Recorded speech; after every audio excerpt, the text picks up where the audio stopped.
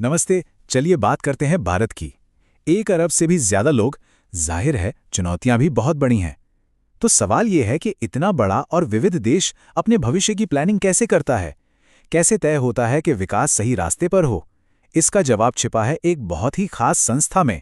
आज हम उसी पॉलिसी पावर हाउस को समझने की कोशिश करेंगे जो भारत के भविष्य को आकार दे रहा है। अब ये सवाल वाकई बहुत बड़ा है ना? और इसका जो मॉडर्न जवाब है वो एक संस्था में छुपा है। एक ऐसी संस्था जिसे 2015 में बनाया गया था भारत की डेवलपमेंट स्ट्रैटेजी को एक नया रूप देने के लिए, और उसका नाम है नीति आयोग। तो चलिए आज इसी के बारे में गहराई से जानते हैं, समझते हैं कि ये काम कैसे करता है और आखिर ये इतना जरूरी क्यों है। तो आज हम क्या क्या देखने वाले हैं। सबसे पहले तो नीति आयोग है क्या, फिर हम जानेंगे कि ये योजना आयोग से कैसे अलग है, इसकी गवर्निंग काउंसिल में कौन कौन है, इसका पूरा ऑर्गेनाइजेशनल स्ट्रक्चर कैसा है, और हाँ, ये अलग अलग क्षेत्रों की जरूरतों को कैसे पूरा करता है। तो चलिए शुरू करते हैं। तो चलिए सबसे पहले और सबसे जरूरी सवाल पर आते हैं। आखिर ये नीति आयोग है क्या चीज? देखिए, नीति आयोग का पूरा नाम है national institution for transforming India. और ये सिर्फ एक और सरकारी डिपार्टमेंट नहीं है। असल में ये भारत सरकार का सबसे बड़ा पॉलिसी थिंक टैंक है, मतलब एक ऐसी जगह जहां बड़े बड़े आइडियाज पर काम होता है। इसका मेन काम है देश के लिए लॉन्ग टर्म स्ट्रेटेजिक पॉलिसीज बनाना। आप इसे एक तरह का आइडिया इंक्यूबेटर समझ सकते हैं, जहां भारत के भविष्य के लिए नए नए विचार पैदा होते हैं और उन्हें आगे बढ़ाया जाता है। अच्छा, नीति आयोग को ठीक से समझने के लिए हमें थोड़ा सा इतिहास में जाना पड़ेगा। ये संस्था अचानक से कहीं से नहीं आ गई। इसने एक बहुत पुरानी संस्था की जगह ली है जो दशकों से काम कर रही थी। और ये जो बदलाव हुआ वो दिखाता है कि भारत ने अपनी प्लानिंग के तरीके को पूरी तरह से बदल दिया है। तो कहानी शुरू होती है 1950 में, जब योजना आयोग या प्लानिंग कमीशन बनाया गया था। इसका काम था भारत के मशहूर 5 ईयर प्लान्स को देखना।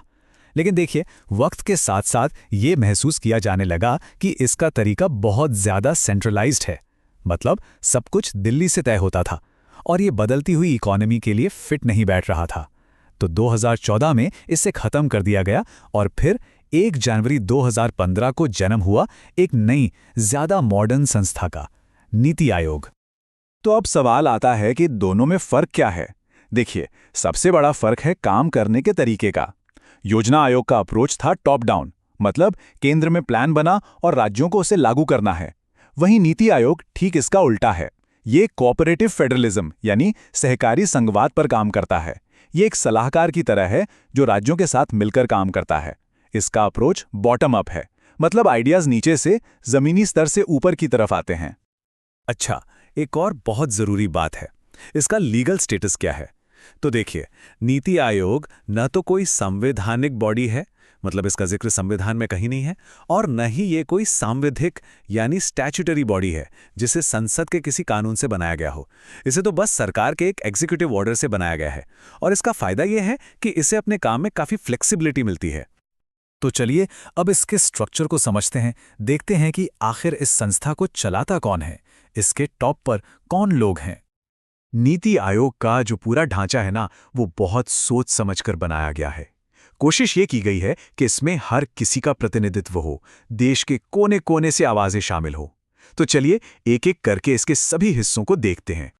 तो सबसे टॉप पर होते हैं इसके चेयरपर्सन, और ये कोई और नहीं बल्कि भारत के प्रधानमंत्री होते हैं। वो इसके पदेन अध्यक्ष यानी एक्स ऑफिशियो चेयरपर्सन है। अब एक्स ऑफिशियो का मतलब बड़ा सिंपल है, जो भी व्यक्ति प्रधानमंत्री की कुर्सी पर होगा वो अपने आप ही नीति आयोग का चेयरपर्सन बन जाएगा। और यहीं पर वो कोऑपरेटिव फेडरलिज्म वाली बात असल में देखने को मिलती है। इसकी जो गवर्निंग काउंसिल है उसमें सभी राज्यों के मुख्यमंत्री होते हैं। इतना ही नहीं, जिन केंद्र शासित प्रदेशों में विधानसभा है जैसे दिल्ली, पुडुचेरी, जम्मू कश्मीर, उनके मुख्यमंत्री भी इसका हिस्सा होते हैं, और बाकी केंद्र शासित प्रदेशों के लेफ्टिनेंट गवर्नर भी। तो इस स्ट्रक्चर से यह पक्का हो जाता है कि देश की पॉलिसी बनाने में राज्यों की सीधी भागीदारी हो। ठीक है, तो गवर्निंग काउंसिल तो बड़ी बड़ी नीतियां और दिशा तय करती है, लेकिन रोजमर्रा का काम कौन देखता है, उसे कौन आगे बढ़ाता है। तो चलिए अब इसके फुल टाइम ऑर्गेनाइजेशनल फ्रेमवर्क को देखते हैं। यह है वो कोर टीम जो असल में रोज का काम संभालती है। इसमें एक वाइस चेयरपर्सन होते हैं जिन्हें प्रधानमंत्री अपॉइंट करते हैं, फिर कुछ फुल टाइम मेंबर्स होते हैं जो लगातार काम देखते हैं, और साथ ही बड़े बड़े विश्वविद्यालयों और रिसर्च संस्थाओं से ज़्यादा 2 पार्ट टाइम मेंबर्स भी होते हैं जो अपनी एक्सपर्टीज लाते हैं। इसके अलावा केंद्र सरकार के 4 मंत्री भी इसके एक्स ऑफिशियल सदस्य होते हैं और पूरे एडमिनिस्ट्रेशन को हेड करते हैं एक चीफ एग्जीक्यूटिव ऑफिसर यानी सीईओ। तो आप देख सकते हैं ये एक्सपर्ट्स और सरकार का एक बेहतरीन मिक्स है। पर नीति आयोग का काम सिर्फ नेशनल लेवल तक ही नहीं है। इसकी एक और खास बात है, ये रीजनल यानी क्षेत्रीय मामलों को भी देखता है। सोचिए, कोई ऐसा मुद्दा है जिसका असर एक से ज्यादा राज्यों पर पड़ रहा हो। मान लीजिए किसी नदी के पानी के बंटवारे का विवाद। तो ऐसे खास मामलों के लिए रीजनल काउंसिल्स बनाई जाती हैं। प्रधानमंत्री इन काउंसिल्स की मीटिंग बुलाते हैं और इसमें शामिल राज्यों के मुख्यमंत्री एक साथ बैठकर हल निकालने की कोशिश करते हैं। और बात यहीं खत्म नहीं होती। जब किसी खास टॉपिक पर बहुत गहरी एक्सपर्ट नॉलेज की जरूरत पड़ती है तो प्रधानमंत्री स्पेशल इनवाइटीज यानी विशेष आमंत्रित सदस्यों को भी नॉमिनेट कर सकते हैं। ये लोग अपने अपने फील्ड के एक्सपर्ट्स होते हैं जो आकर अपनी कीमती सलाह देते हैं।